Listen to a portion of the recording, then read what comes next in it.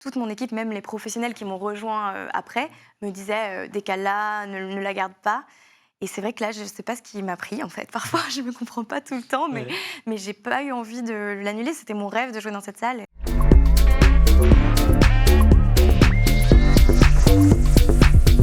Bonjour Alice, Bonjour, bienvenue déjà sur ce plateau. T'es bien installée, ça va? je suis très bien. Très bien, bah, c'est une bonne première étape. Jusqu'ici, Déjà. jusqu'ici tout va bien. C'est plaisir de te recevoir, aujourd'hui. Pour ceux qui ne te connaissent peut-être pas encore, tu es, on pourrait le dire, multicasquette, ce mot qui Ouais. veut tout rien dire, mais à la fois auteur, compositrice, interprète eh bien de musique tout simplement, derrière un nom de scène qui s'appelle Alice et moi, qu'on va peut-être pouvoir évoquer tout à l'heure pour comprendre d'où vient d'ailleurs ce nom. Tu as sorti en 2017 ton premier EP qui s'appelait Filme-moi, et puis tu as enchaîné avec un deuxième EP qui s'appelle Frénésie. Ça, c'est en 2019. Et puis ensuite, il y a eu un album studio il y a quelques mois qui s'appelle Drama. Plusieurs de tes titres t'ont fait connaître auprès du grand public, donc Filme-moi notamment. C'est toi qu'elle préfère, ou encore Je veux sortir avec un rappeur, on va pouvoir en parler. Et c'est un succès qui est venu progressivement, hein, comme pas mal d'artistes, avec aujourd'hui plusieurs millions de streams ou vues sur un certain nombre de sons. Et ton parcours est particulier, on va pouvoir en parler. C'est l'occasion de rappeler, peut-être pour ceux qui ne connaissent pas encore le format d'interview mashup, qu'on va se concentrer sur les points de bascule, donc les moments qui ont fait dans ta vie que tu es là où tu es aujourd'hui. Et à chaque fois, il y aura des enseignements pour tout le monde, forcément via ton parcours, via les enseignements que tu as pu avoir à travers ton histoire. On va commencer directement, je te propose, D'accord. on rentre direct dans le cœur du sujet. Je voulais qu'on revienne sur ton parcours et sur le premier point de bascule, une décision qui a été assez difficile, le choix de se lancer dans la musique, bon, qui peut déjà être une décision, mais d'autant plus quand tu viens d'avoir fait de prépa, puis de master à Sciences Po. Pas forcément le plus évident de se dire je suis diplômé de Sciences Po, mais je vais partir dans la musique. Comment s'est fait ce choix déjà de ton côté, alors que par ailleurs tu dis souvent que tu es une grande timide, que c'est pas vraiment Ouais. dans ton caractère de se lancer là-dessus, de se lancer. C'est assez surprenant. Comment est-ce que ça s'est fait? Et ben, en fait, c'est vrai que, enfin, pour moi, c'est un des trucs les plus surprenants que j'ai jamais fait de ma vie. Et même moi, encore aujourd'hui, je sais pas ce qui m'a pris. Mais disons que, voilà, j'ai fait donc toutes ces années d'études et j'étais vraiment, en plus, j'étais l'élève, bonne élève, mais quand même qui est au fond de la classe parce qu'elle veut pas qu'on lui dise de prendre la parole, tu vois. Genre l'idée d'être là, par exemple, c'est quelque chose de complètement fou pour moi. Et voilà, et donc ouais, j'avais cette vie tracée devant moi, mais en fait, il me manquait quelque chose et je sais pas comment l'exprimer. C'est en fait, je voyais pas d'autre solution pour moi que d'un moment oser faire le rêve que j'avais, mais que je gardais vraiment en moi, tu vois. C'est quoi? C'est une peur de regret? C'est une peur Ouais. de se retourner à 40 ans et se dire merde, j'aurais dû faire ça à mes 20 ans. Et, Je ouais. ne l'aurais pas mieux dit. Ok. Non, mais c'était vraiment ça. C'est que, en fait, je me disais à chaque fois, mais Alice, tu connais personne dans la musique. J'étais pas, même pas dans un groupe de rock. Je savais même pas jouer. Enfin, j'avais appris un peu sur YouTube, mais j'ai jamais pris de cours de musique. Enfin, il y avait vraiment aucune raison. Et je me disais, c'est pour les autres. C'est pas un rêve pour moi, Alice, qui en plus, a réussi plutôt bien ses études. Ses parents sont contents. Enfin, tout était. Et en fait, non, c'était impossible. Je pense que quand j'ai reçu mon diplôme de Sciences Po, justement, et que je voyais tout le monde heureux autour de moi. Et je peux pas dire que j'étais pas heureuse, j'étais contente, mais je sentais que c'était pas le bonheur qu'on doit ressentir quand on est dans, je sais pas, la voie dont on a toujours rêvé, tu vois. Et je trouve ça, enfin en vrai, je trouve ça assez passionnant parce que, bon, pour le dire, j'ai fait la même école du coup Oui. que toi, certains le savent peut-être, mais en général, dans un certain nombre de grandes écoles, moi j'ai vu à Sciences Po, j'ai vu certaines personnes, y compris des potes, qui parfois donc étaient diplômés d'une grande école et faisaient parfois des choix d'orientation où je sentais en discutant avec eux que ce choix-là d'orientation, donc d'aller partir dans de la finance ou partir dans certains trucs, était guidé par une forme de c'est la suite logique et il faut le faire. Et quand je creusais avec eux, que j'en discutais, en fait, je percevais aucune passion et même aucune réelle envie. Toi, ça demande un certain courage de sortir Merci. non, mais déjà d'une vie potentiellement assez tranquille, on pourrait se dire, de vas-y, je sors d'une grande école, j'ai fait un truc, je vais continuer, je vais trouver un taf. C'était quand même un choix dur, j'imagine. C'était, en fait, je crois que le plus dur, c'était pas forcément quand j'ai pris la décision, parce que, enfin, c'était dur, mais j'avais en même temps des années de pensée derrière moi où je me disais que c'était quand même ce que je voulais. Et donc, quand je l'ai dit au début, j'ai aussi ressenti un peu le frisson de l'aventure, tu vois. Ah, ok, je vais faire ça. Je me suis dit, j'ai 1 an pour sortir un CD, Ouais. et si ça prend pas plus que ça, je retournerai Ouais. à ma vie toute parfaite, Ouais. quoi. Et je pense que là où ça a commencé à être dur, c'est quand je me suis lancée et que j'ai vu à quel point c'était compliqué. Parce que c'est pas non plus ah, tu veux faire de la musique et dingue, et bam, tu te retrouves, je sais pas, à la Cigale ou. Ouais. C'est vraiment, tu te fais arnaquer. En plus, tu connais personne. Donc, moi, j'avais fait des demandes sur les réseaux sociaux. Parfois, je suis tombée, enfin, pas sur les bonnes personnes. Et il y a plein de choses qui se sont déroulées de manière assez compliquée. Ouais. Et c'est là, je pense, où j'ai dû refaire une sorte de deuxième choix. Deuxième point de bascule où je me suis dit, OK, est-ce que tu t'accroches quand même si là, c'est vraiment très dur et plus dur que toutes tes études d'avant, en fait. Ouais. Donc, on parlait de ce choix en fait, après Sciences Po, au final, partir dans la musique, donc un domaine qui n'a pas forcément grand-chose à voir. Dans ton cas aussi, au-delà de ce choix d'orientation qui est forcément majeur, il y a une question aussi de sentiment de ne pas être légitime, on pourrait dire, dans le domaine de la musique. On l'a dit, tu as appris un peu sur le tas avec YouTube, etc. Tu as aussi une forme de complexe au début par rapport à ta petite voix, comme tu l'as décrit parfois, et sentiment de se dire, en fait, j'ai pas la voix pour faire de la musique. Comment est-ce que tu ressentais ce truc-là ? C'est complètement ça, et j'aimerais dire que c'est complètement parti, mais le sentiment est toujours un peu là, au fond. Et oui, en fait, je pense que depuis que je suis enfant, j'aime faire de la musique. J'adorais chanter, j'adorais écrire. Je passais mon temps à faire ça et j'écoutais de la musique et je chantais par-dessus. Mais pour moi, j'écoutais pas mal de rock et c'était vraiment des gens qui poussaient, tu vois. Et genre Queen, ou tu vois, t'es là à côté, bon. Et c'est vrai que avec ma toute petite voix et pas non plus les plus grands skills d'instrument, parce que en plus, quand tu rentres dans le monde de la musique, tu rencontres plein de gens qui sont des excellents instrumentistes. Et moi, à côté, j'ai appris sur YouTube, je suis pas forcément. Et donc, du coup, tu te sens pas du tout. Enfin, tu te dis pourquoi moi, en fait. Mais Ouais. Non, mais non, vas-y. en fait, je crois que, en fait, à un moment, juste, je me suis dit. Peut-être que je n'ai même pas la légitimité de le faire, mais en soi, j'ai qu'une vie et qu'est-ce que je vais faire d'autre vu qu'il n'y a que ça qui me fait rêver. C'est ce qui est par ailleurs, je pense, c'est en plus appuyé par des retours, des échos qu'on peut avoir parfois quand il y a un nouvel artiste qui émerge, qui est l'idée de dire, on va essayer de trouver une comparaison. On va dire, en fait, tel artiste qui émerge, ah ouais, mais c'est un peu comme tel artiste. Toi, tu as eu un peu ça avec notamment Angèle sur certaines comparaisons qui ont été faites. C'est quelque chose qui n'est pas évident, j'imagine, pour s'affirmer, d'être sans cesse comparé à un ou une autre artiste sous prétexte qu'il y aurait 2-3 points communs sur des choses.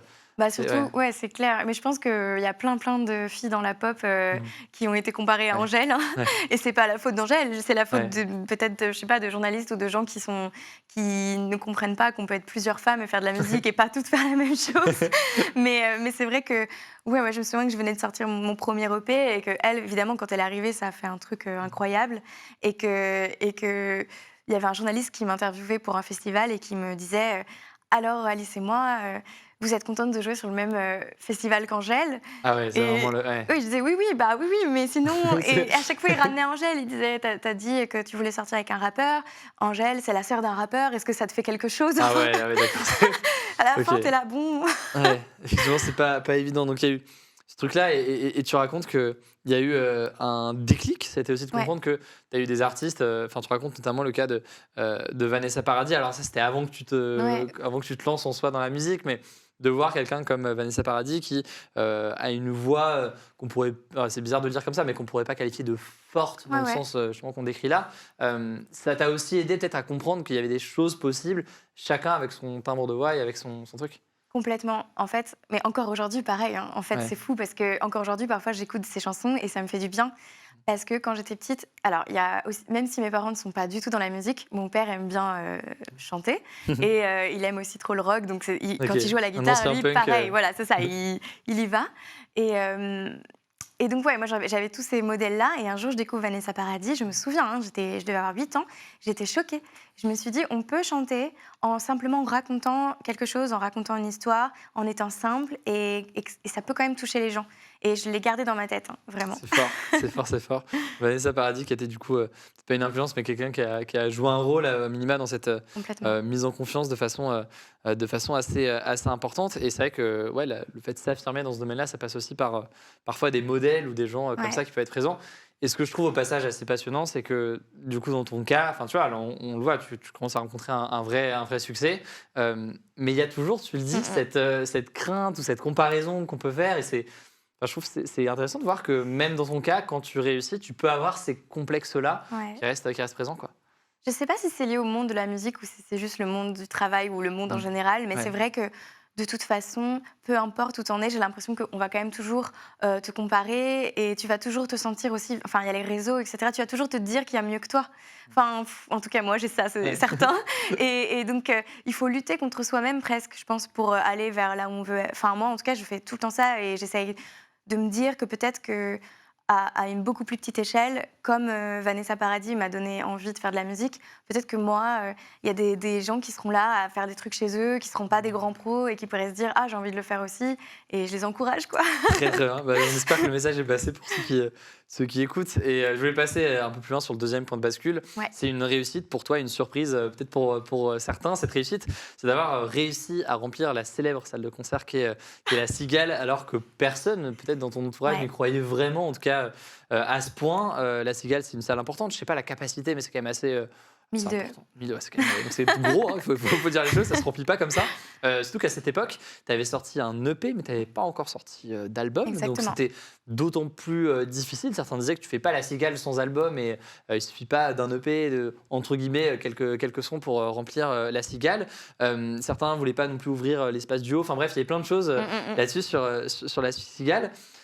Comment est-ce que ça s'est fait, déjà, cette décision de se dire je vais faire la Cigale, et comment est-ce que tu as vécu cette période-là qui est forcément difficile? C'est un défi qui est majeur. Ouais. Bah, je pense que en fait, quand j'ai commencé dans la musique, du coup, j'avais pas de manager, pas d'attaché de presse, pas de tourneur, donc ceux qui trouvent les concerts. Et donc, c'était un peu... Enfin, je faisais un peu tout moi-même. Et quand j'avais fait une salle qui s'appelle La Maroquinerie, qui avait été déjà remplie, je m'étais dit Qui est que... plus petite, il faut dire qui que était la plus Cigale. petite, voilà. Et je m'étais dit, tiens, dans un an, j'aimerais faire la Cigale. Et en fait, c'est comme le fake it until you make it un peu. Je me suis dit, je vais l'annoncer et je vais le faire. Et Ouais. comme quand après mes études, j'ai décidé de faire la musique, je me suis dit, je vais me donner pour que ça arrive et on verra. Mais c'est vrai que toute mon équipe, même les professionnels qui m'ont rejoint après, me disaient, décale-la, ne la garde pas. Et c'est vrai que là, je ne sais pas ce qui m'a pris, en fait. Parfois, je ne me comprends pas tout le temps, mais, Ouais. mais je n'ai pas eu envie de l'annuler. C'était mon rêve de jouer dans cette salle. Et Voilà. du coup, comment ça s'est passé pour les gens qui ont la suite de l'histoire? Comment ça s'est passé? Bah, en gros, ce qui s'est passé, c'est que moi, déjà, je sais que j'ai investi dans des affiches. Enfin, j'ai tout fait. Enfin, tu vois ce que je veux dire, Ouais. pour que les gens me remarquent. Et Je suis là, c'est je ça. fais la Cigale. J'avais tout ce que je pouvais faire pour que ça puisse être repéré, quoi. Et puis surtout, on s'était quand même dit, donc avec mon équipe qui m'avait rejoint en cours de route, qu'on n'ouvrirait pas, comme tu le disais, le haut, enfin les balcons du haut. Ouais. Donc déjà, on devait remplir vraiment beaucoup moins, genre Ouais. 600 déjà. Moi, c'était Ouais. déjà pas mal, enfin, ou 800, Ouais. quoi. Et en fait, finalement, bah, le jour même, mais c'est vraiment le jour même, hein, c'est qu'encore la veille, on me disait que ce serait pas rempli et qu'on remplirait pas le haut. Et en fait, le jour même, c'était complet. Et on a ouvert aussi le haut. Et je peux te dire que quand je suis arrivée sur scène et que j'ai vu ça, parce que j'étais même pas au courant. En fait, personne ne me l'a dit pour pas me Ok. stresser. Donc, dans les Histoire que ça loges, te bien stressé quand tu arrives sur scène. Ok. personne m'a dit on a tout rempli. Et donc, j'arrive. Et là, bam, en haut, en bas, Ouais. partout, des gens Ouais. partout. C'était incroyable. Et c'est intéressant parce que du coup, c'est une prise de risque majeure qui a été Ouais. prise à ce moment-là. Tu considères que c'est quelque chose d'essentiel, entre guillemets, pour progresser dans ce milieu-là qu'est la musique, où on le sait, il y a une très grosse concurrence, c'est un milieu qui est très dur à tout point de vue. Quel conseil est-ce que tu donnerais au final à ceux qui veulent se lancer dans la musique? Alors, c'est sûr que prendre des risques, en fait, pour moi, c'est obligatoire.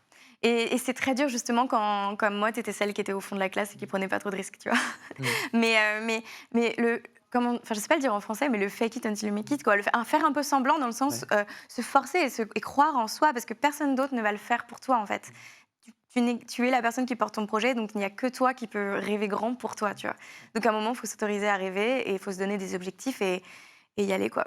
Et le fake it until you make it, c'est donc effectivement c'est un terme qui a été beaucoup popularisé Ouais. par des start-upers aux États-Unis et tout qui utilisaient ce terme, mais qui disaient en gros si tu veux vendre quelque chose, quoi que ce soit, même si mais c'est pas encore tout à fait prêt Ouais. pour l'instant, bah tu peux en fait le bidouiller et faire donner le plus possible l'impression que c'est prêt ou que ça va être prêt, Exactement. et alors qu'en fait ça l'est pas forcément. Toi dans ton cas, donc il y a eu la Cigale, on en a parlé, il y a eu d'autres choses. Enfin, je veux dire, est-ce que même dans les rapports avec je sais pas des producteurs, des ce genre de choses, il faut Ouais. où on sait que c'est un milieu qui est quand même très masculin, où il y a un certain nombre de codes, il faut arriver à s'imposer aussi dans ce milieu-là. Alors c'est sûr que moi, au début, j'étais la pire. Enfin, je faisais vraiment, tu sais, le mode d'emploi de ce qu'il faut pas faire en Ok. artiste. Et quand je suis arrivée en studio, au début, j'étais tellement impressionnée par des gens, bon, c'est souvent des hommes en plus, qui sont vraiment hyper dans la technique et qui connaissent Hmm. tellement tout de A à Z. Donc moi, j'arrivais et en fait, au début, on m'expliquait que c'était comme ça et je disais oui. En fait, je Ouais. pense que aucun artiste n'a la solution, mais par contre, la seule chose que tu peux faire en tant qu'artiste, c'est la musique qui te ressemble. Hmm. La seule chose que tu peux faire pour essayer de donner une chance à ton projet, c'est juste être toi-même. Et moi, ça, au début, je ne l'ai pas forcément compris tout de suite. Donc, ça m'a fait perdre du temps parce que j'acceptais un peu tout en studio, j'avais du mal à m'imposer. Et maintenant, je sais que quand je rentre en studio, même si avant, je suis stressée, quand je rentre, je suis là pour faire ma musique et je Ouais. sais, tu vois. Et donc, je suis là, toujours avec le sourire, hein, Ouais. mais je sais que c'est pour faire Et mon ton truc, truc. quoi. Et tu t'affirmes aussi là-dessus, quoi.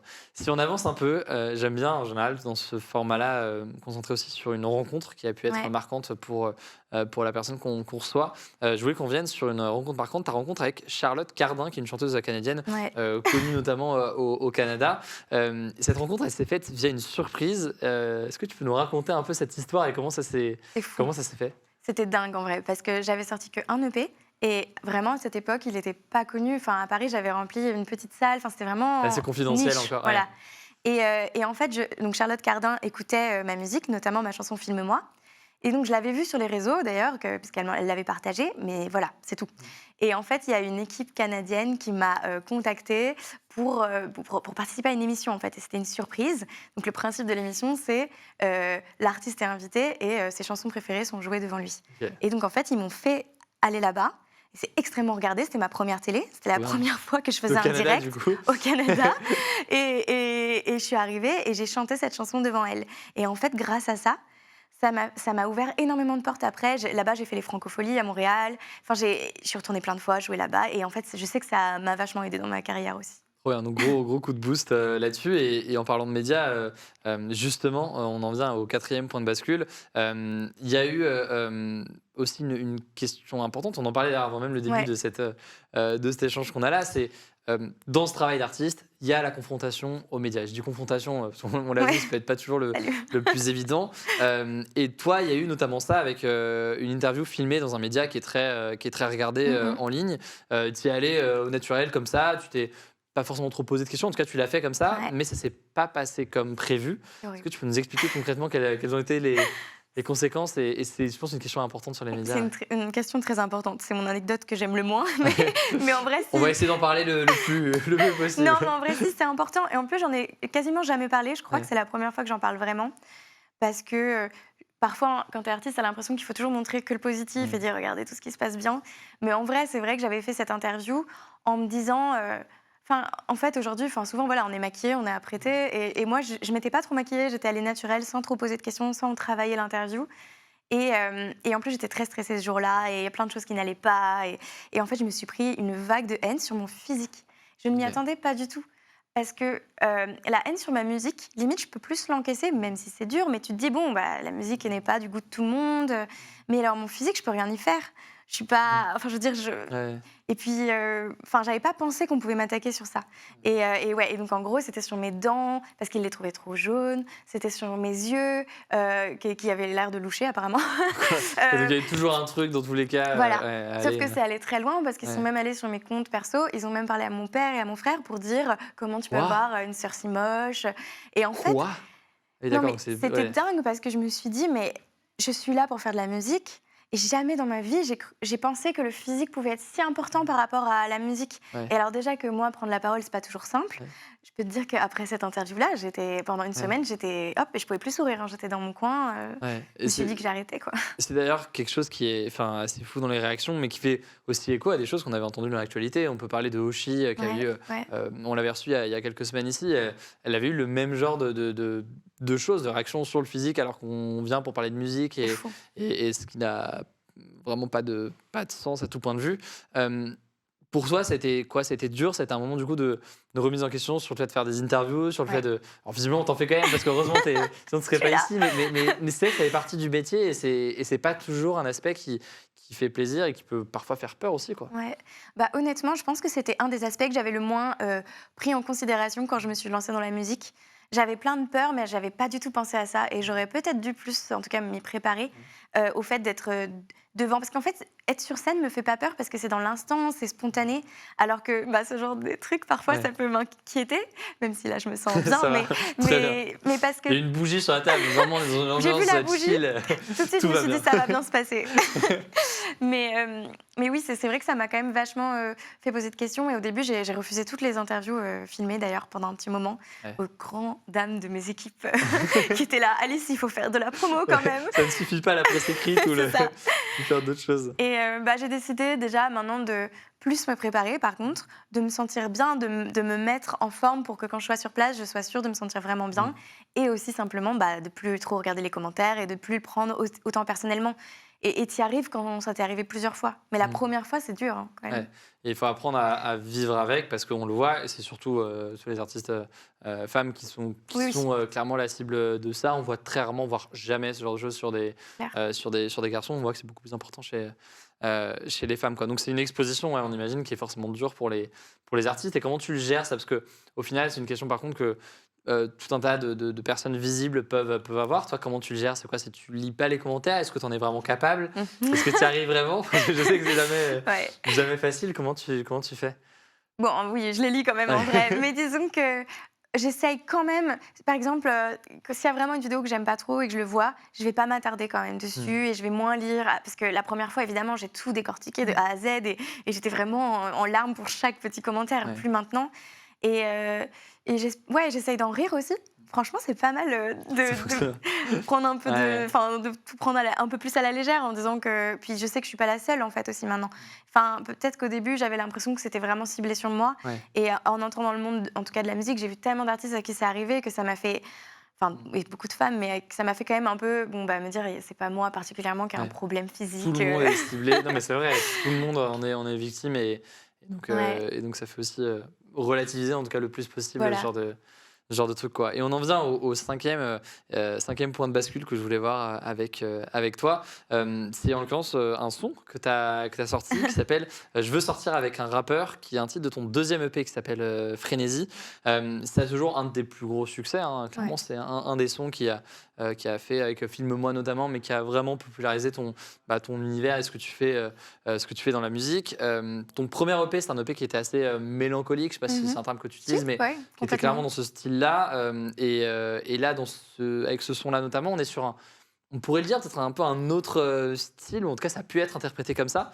Tu peux raconter déjà un peu de quoi parle de sortir avec un rappeur pour commencer, que tout le monde situe Avec le plaisir. Oui, en fait, tu as raison, mon premier EP était plus mélancolique. Même si je mettais pour moi, par exemple, quand je dis filme-moi, regarde-moi, filme-moi, je trouve qu'il y avait une petite touche quand même plus de piquant, je ne sais pas comment le dire. Et je veux sortir avec un rappeur, c'est que je pense que j'étais dans ma chambre et que je découvrais le rap en fait, parce que j'en ai toujours un peu écouté, mais j'étais plus dans le rock et après la chanson française. Et là, à un moment, ça m'a plus passionnée, je me suis vraiment mis dedans à fond. Et je me suis dit, c'est fou, les rappeurs, c'est un peu les nouveaux baby rockers, enfin à l'époque en tout cas. Et ils parlaient tous de leur conquête avec les meufs. Et je me disais, et si une fille chantait, une fille de la pop disait, moi j'ai envie d'être avec un rappeur, quoi. Et je savais en plus que ça allait peut-être un peu choquer. Et j'avoue que ça faisait partie du plaisir, un peu comme tous les points de bascule dont on parle, le fait de tenter un petit truc qui a un tout petit peu osé, tu vois, c'est ce que je trouvais intéressant. Et voilà, mais par contre, si tu écoutes la chanson jusqu'à la fin, je dis que justement, à la fin, je me fais rejeter par le rappeur parce que je suis une fille de la pop et qu'en fait, ça marche pas, quoi. Et ça, les gens, ils le savent pas toujours, mais...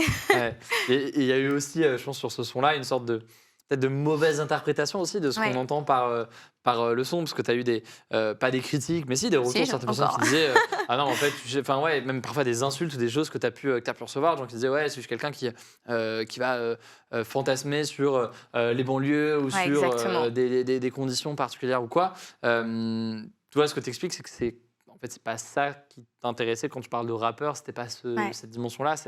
En fait, moi, ce qui m'a passionnée dans les rappeurs, c'est que j'ai trouvé que c'était un peu les poètes modernes. Parce que moi, j'avoue, j'adore la poésie, mais limite, j'osais pas le dire avant parce que c'est pas hyper cool, tu vois.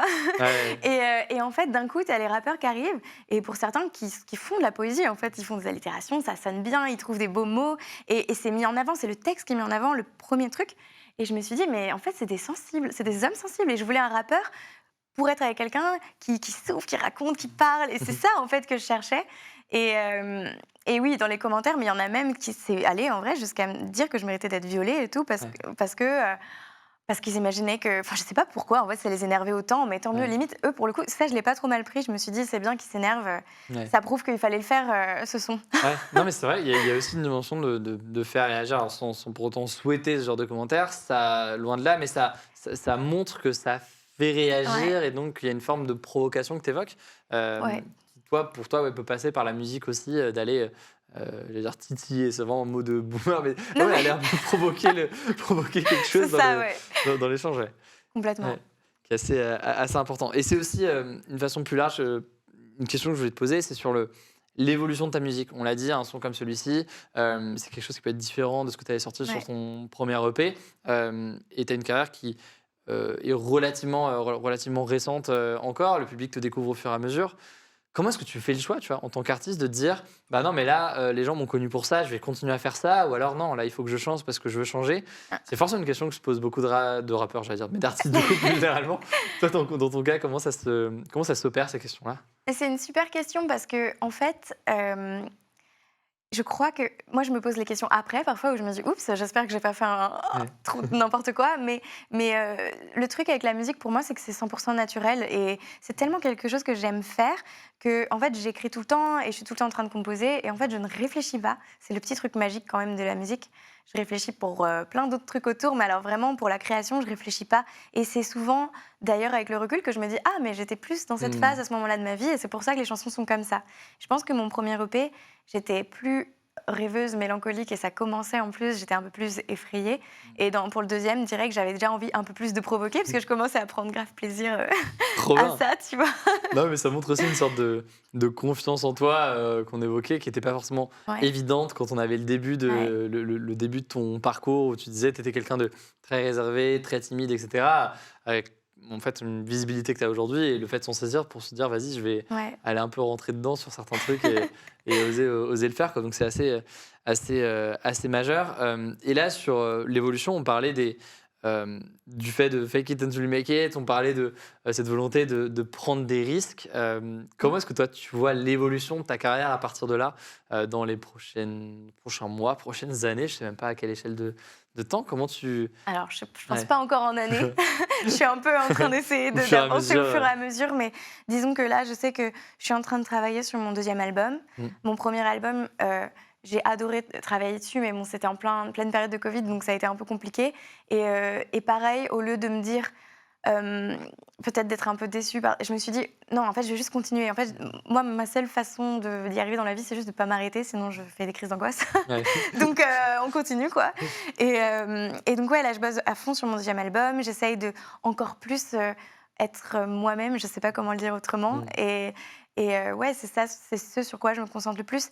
Et je pense que c'est ça, enfin, être moi-même aussi, c'est un peu une quête de... Je me dis que plus je serai moi-même et je baisserai les barrières, plus je ferai une musique qui pourra toucher les autres parce que ça les incitera aussi à être eux-mêmes, quelque Mm. part. Ouais. Et je me suis quand même encore cachée parfois dans ma vie. Et là, j'essaye de moins me cacher. Et sur le fait d'être toi-même, donc dans ton cas, c'est passé aussi par le fait de faire de la musique quand tu voulais faire de la musique Ouais, et pas faire un autre métier plus classique, on pourrait complètement. dire. Euh, Tout en ayant, on l'a dit aussi, des craintes que tu avais sur ta petite voix, Ouais. comme tu l'appelles parfois, sur ton angoisse aussi que tu peux avoir dans certains moments. Euh, quel message peut-être est-ce que tu voudrais faire passer à ces artistes, ou d'ailleurs au-delà d'artistes, personnes qui ont une passion, Mm. qui se disent j'aimerais le faire, mais qui se disent aussi mais en fait je peux pas le faire, ou je me sens pas capable de le faire, ou ça me paraît tellement dur en raison de tous ces trucs que moi j'ai, de mes Ouais, défauts potentiels ou mes difficultés ou mes choses. Qu'est-ce que tu leur je leur dirais? dirais. Qu'est-ce qui toi t'a aidé à avancer en tout cas là-dessus? Bah, je pense que moi, ce que je leur dirais, en tout cas, qu'on m'a pas dit, mais que j'aurais bien aimé qu'on me dise, c'est que justement, ils sont pas du tout seuls. Parce que, en fait, on pense être le seul à douter à ce point et tout, mais tout le monde a ça, je pense. Mm. Et même les gens qui ont l'air d'avoir extrêmement confiance en eux, bah, en fait, ils sont juste en train d'essayer à leur façon, tu vois. Et donc, peut-être de leur dire que déjà, enfin, tout le monde a peur de tenter sa passion. Enfin, c'est terrifiant, en vrai. Surtout Ouais. parce que t'aimes tellement ça, t'as encore plus peur de rater. Mm. Alors que, bon, des trucs où tu t'en fous un peu, tu peux vivre comme ça. Mais mon principe à moi, en tout cas, c'est qu'on n'a qu'une seule vie et qu'à un moment, on va regretter plus tard. En fait, c'est Ouais. pas possible. Donc, faut y aller et tout tenter.